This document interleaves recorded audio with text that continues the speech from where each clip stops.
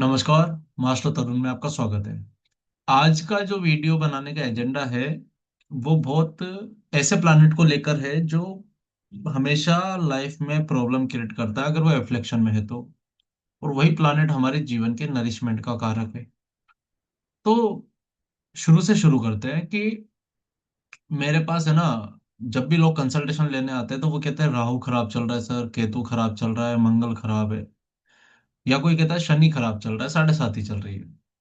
लेकिन मुझसे ना बहुत कम लोग ऐसे हैं जो ये पूछते हैं सर मेरा मन ठीक है या नहीं, या मेरा मन इतना खराब क्यों रहता है। इसके बारे में कोई नहीं पूछता। तो आज का टॉपिक इसी बारे में है। यही है ना, किसी व्यक्ति की सबसे बड़ी भूल होती है। क्योंकि जब आप देखते हो ना कि जब आपका मन ठीक नहीं तो सारे काम बिगड़ने लगते हैं। आप कोई काम इजीली नहीं कर पाओगे। और कुंडली में सबसे, जो मैं कहता हूँ खतरनाक ग्रह, सबसे डेंजरस प्लैनेट राहु केतु है, शनि नहीं है। सबसे खतरनाक ग्रह है चंद्रमा। क्योंकि चंद्रमा जितना जल्दी बदलता है ना, उतना कोई और ग्रह नहीं बदलता। आज मन खुश है, कल सब सही लग रहा है, परसों सब खराब लग रहा है। आज सब सही है तो कल गलत लगेगा, परसों किसी इंसान से नफरत हो जाएगी। अब ये राहु केतु तो नहीं कर रहे, ये कौन कर रहा है, ये आपका मन कर रहा है। चंद्रमा आदमी को टिकने नहीं देता एक जगह, एक सोच पर रुकने नहीं देता, एक फैसले पे खड़े नहीं रहने देता। यानी कि आप समझो, आपने किसी व्यक्ति को आज कहा कि मैं तुम्हारे लिए ये कर दूंगा, और आपने कहा कि कल मेरे से अकेले, कल मेरे से इस चीज के लिए पैसे ले जाना। कल जब आप पैसे देने का समय आएगा तो हो सकता है आपका मन वो काम करने का ना रहे, क्योंकि आप अपने फैसले से अडिग हो गए ना। अब ऐसा है क्या, फिक्स नहीं है वहां पे। अब आपका मन डोल रहा है, ठीक है। तो और ध्यान रखना क्या है कि जैसा मन वैसे ही दुनिया दिखती है। दुनिया बदल नहीं रही होती, हमारा देखने का एंगल बार बार चेंज होता है, और यही चंद्रमा है। अब मान लो कुंडली में किसी के जुपिटर और मून है, तो सीधे शब्दों में क्या होगा कि अगर पहले तो जुपिटर मून साथ में हो या एक दूसरे को देख रहे हो, तो ऐसे व्यक्ति को बहुत समझदार माँ मिलती है। और उसकी जो मदर होगी ना, वो ऐसे रहेगी जैसे कि टीचर हो, वो उसको ज्यादा लाड प्यार नहीं करेगी। वो ऐसा नहीं कहेगी बेटा तुम्हारे ऊपर कोई परेशानी आई है, आ जाओ मेरे आंचल में छुप जाओ, नहीं। वो कहेगी तुम्हें खुद लड़ना है, मैं तुम्हें तरीका बता रही हूँ कि ऐसे लड़ना है, तुम्हें ये बता रही तुम्हें ऐसे करना है, तुम खुद जाके करो, मेरा एजेंडा नहीं है, ये तुम्हारा काम है। ये जुपिटर मून है। तो कई बार है ना, ऐसे व्यक्ति के मन में सवाल आता है कि यार मेरी माँ है ना बाकी माँ जैसी क्यों नहीं है, क्यों मुझे ज्यादा लाड प्यार नहीं करती, क्योंकि अब वो मून ने टीचर यानी गुरु के सिग्निफिकेशन को ले लिया है।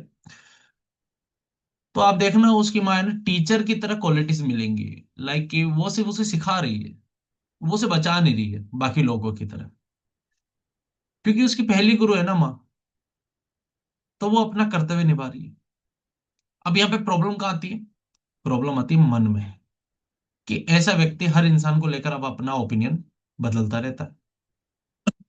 जैसे आज कोई सही लग रहा है, कल वही गलत लगने लगता है, फिर परसों वही आदमी सही लगेगा। तो पूरी जिंदगी कंफ्यूजन में निकल जाती है, और ये चलता है कि असली में सही है कौन, मैं या दुनिया। और मान लो इसी कंजक्शन में राहु जुड़ जाए, अब इमोशन आउट ऑफ कंट्रोल होने वाले हैं। तो जुपिटर मून वालों को क्या है, सबसे पहले ना साइकोलॉजी लेवल पे सीखना है। अगर आपको चंद्रमा को बैलेंस करना है तो अपनी साइकोलॉजी को समझना पड़ेगा, उसको बैलेंस करना पड़ेगा, तब बाकी सारी चीजें ठीक होती है। तो जुपिटर मून वालों के लिए क्या है, अच्छा हुआ तो हवा में नहीं उड़ना, बुरा हुआ तो टूटना नहीं है। यही इसको बैलेंस करने की सबसे अच्छी रेमेडी है। और एक रेमेडी और है जो बहुत रियल है, कि कोई रत्न नहीं है, कोई जप नहीं है, ये है ना बहुत साइकोलॉजी की रेमेडी है।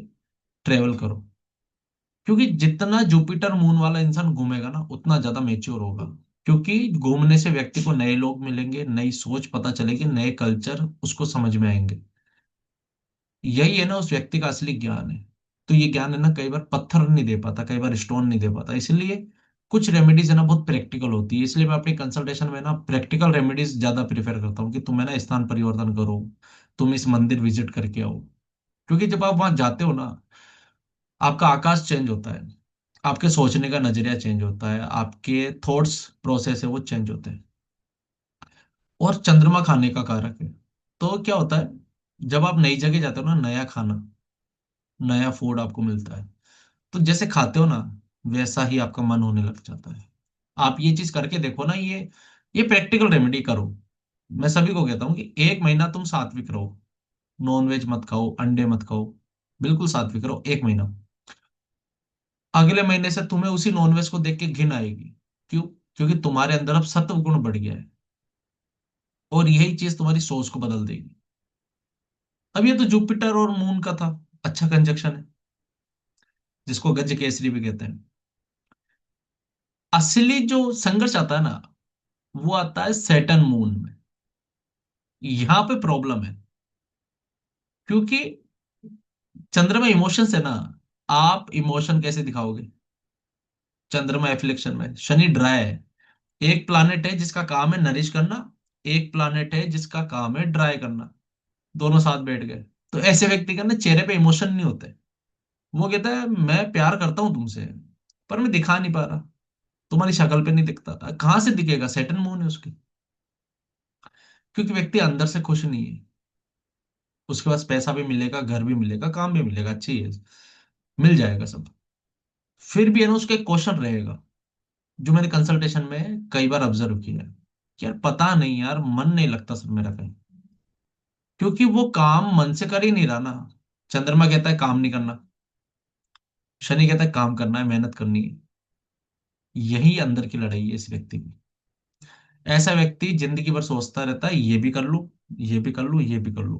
क्योंकि काम में ना चंचलता है, चंद्रमा चंचलता का कारक है, एक जगह स्टेबल नहीं होने देता।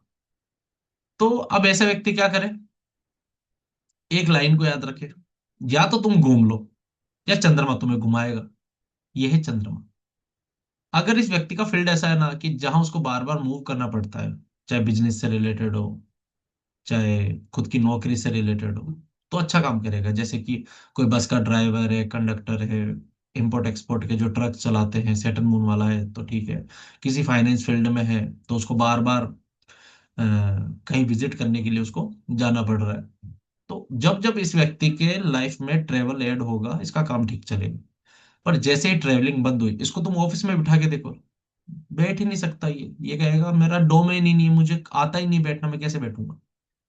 इसका कैरियर रुक जाएगा, मन भारी हो जाएगा। अब ऐसे ही मून सेटन वाले की अगर मदर की बात की जाए, तो ऐसे व्यक्तियों को मां मिलती है मेहनती, संघर्षशील या जिम्मेदार। क्योंकि उसकी मदर की जिंदगी ना आसान नहीं है। आप पूछ लेना किसी भी सेटन मून वाले से, आपको पता चलेगा कि व्यक्ति के जन्म से पहले ना, उस महिला ने काफी संघर्ष झेला है। चाहे वो जिस परिवार से है वो संघर्षशील हो सकता है, या ससुराल में आने के बाद में उसने संघर्ष झेला है। इसी कंजक्शन को अगर जुपिटर देख ले, तो संघर्ष को कम कर सकता है। याद रखना, जुपिटर देख ले तो संघर्ष कम हो सकता है, पर मिट नहीं सकता, यानी खत्म नहीं होगा, कम हो सकता है। तो इसलिए मैं हमेशा कहता हूँ, इस वीडियो की पूरी जो समरी है वो ये है कि कोई भी ग्रह बुरा नहीं होता, कोई भी योग सिर्फ सजा देने नहीं आता। हर कॉम्बिनेशन के अंदर प्रॉब्लम भी सॉल्यूशन भी है। कई बार मसला है ना ग्रहों का नहीं है, मसला हमारे मन के समझने का है। अगर मन समझ में आ गया, तो कुंडली अपने आप काम करने लग जाती है। तो आज का था ये छोटा सा वीडियो जो चंद्रमा के ऊपर था। बाकी और भी कई सारे वीडियोस हैं जो आएंगे आप लोगों के सामने। Thank you so much. धन्यवाद आप सभी का आने का और आप सभी का जुड़ने के लिए। राधे राधे।